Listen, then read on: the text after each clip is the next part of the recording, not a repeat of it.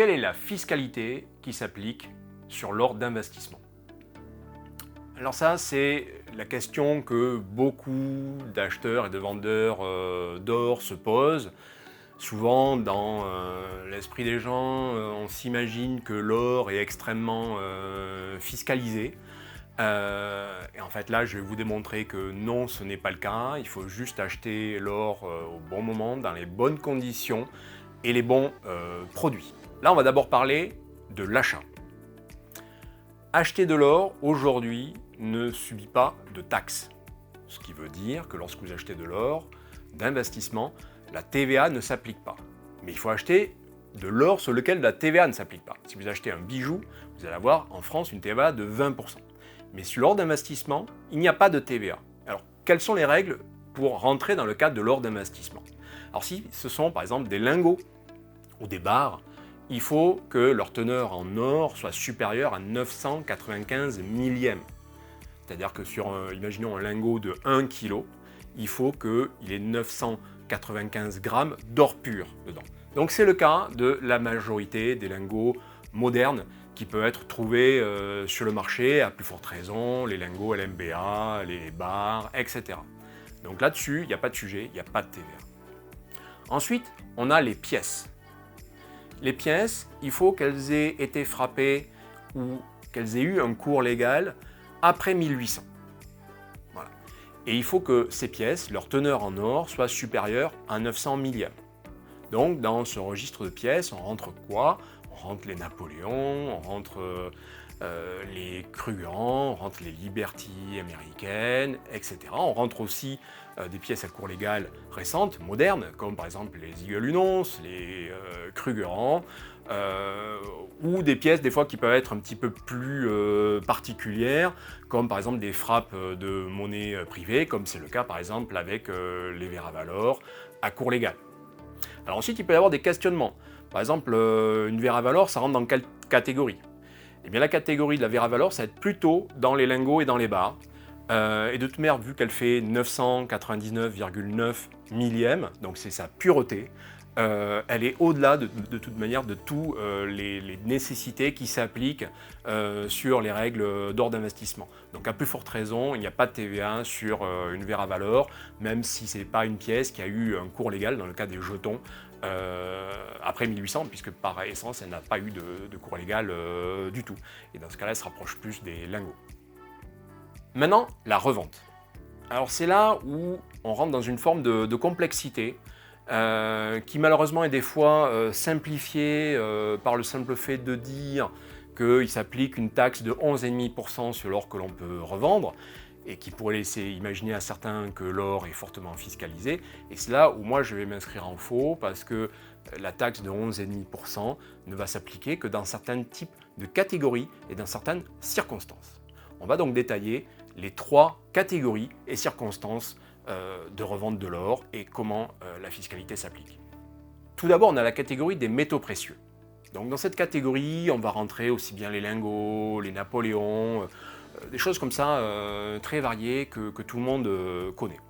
Et là, si on a acheté ces produits dans de bonnes conditions, c'est-à-dire qu'on est capable de prouver la date et la valeur d'achat, que la facture est associée au produit qui a été acheté. Alors avec un lingot, c'est facile, il y a le numéro sur le lingot, il y a le numéro sur la facture. Dans le cas d'une pièce qui n'est pas numérotée, ça peut être un peu plus compliqué. Dans ce cas-là, il faut que la facture soit scellée avec la pièce. Mais si vous êtes dans ce genre de posture, vous allez avoir un choix. Vous allez avoir le choix entre la taxe forfaitaire de 11,5 ou la taxe sur les plus-values de 36,2%. Cette taxe sur les plus-values, qui est optionnelle, vous allez avoir quelque chose de très intéressant, c'est qu'elle va être dégressive dans le temps à partir de la 3e année. Donc une taxe qui va baisser de 5% tous les ans pour atteindre 0 au bout de 22 ans. Donc si vous êtes patient, si vous êtes dans une logique de constitution d'épargne sur la durée, eh bien si vous revendez vos pièces, vos lingots au bout de 22 ans, dans la loi actuelle, vous êtes exempté. Et c'est légal, c'est la loi. Et vous avez eu ce choix, parce qu'à tout instant, vous avez le choix d'opter pour l'une ou l'autre des taxes, soit la taxe forfaitaire, soit la taxe sur les plus-values, et vous choisissez la taxe la plus avantageuse pour vous. Dans le cas de coffre, C'est nous qui le choisissons à votre place, on vous demande de signer un document, et c'est nous qui collectons la taxe, parce que nous devons la reverser à l'État. Et donc, qu'est-ce que l'on fait? On complète un formulaire 2091 dans le cas de la taxe forfaitaire, ou un formulaire 2092 dans le cas de la taxe sur les plus-values. Ensuite, on a la catégorie des jetons. Alors dans les jetons, on place tous ces produits en or qui ressemblent à des pièces et qui n'en sont peut-être pas parce qu'ils n'ont pas cours légal ou ils n'ont plus cours légal. Donc là-dedans, on rentre les Veravalor, mais on peut rentrer aussi les 50 pesos sur certains millésimes. On peut rentrer les 20 francs suisses, là aussi sur certains millésimes. Donc là, c'est une particularité. On fera des réponses à des questions spécifiques là-dessus. En tout état de cause, la fiscalité est légèrement différente puisque la fiscalité des jetons est en fait la fiscalité des bijoux. Et donc là, on est déjà sur une franchise de taxe à concurrence de 5 000 € de revente. Et nous, on conseille 5 000 € de revente par tranche de 30 jours. Donc, toutes les 30 jours, vous avez le droit de revendre pour maximum 5 000 € de pièces de type jeton sans être fiscalisé dessus légalement. Parce que justement, ça rentre dans la catégorie des bijoux. Alors, il se passe quoi pour la catégorie jetons et bijoux?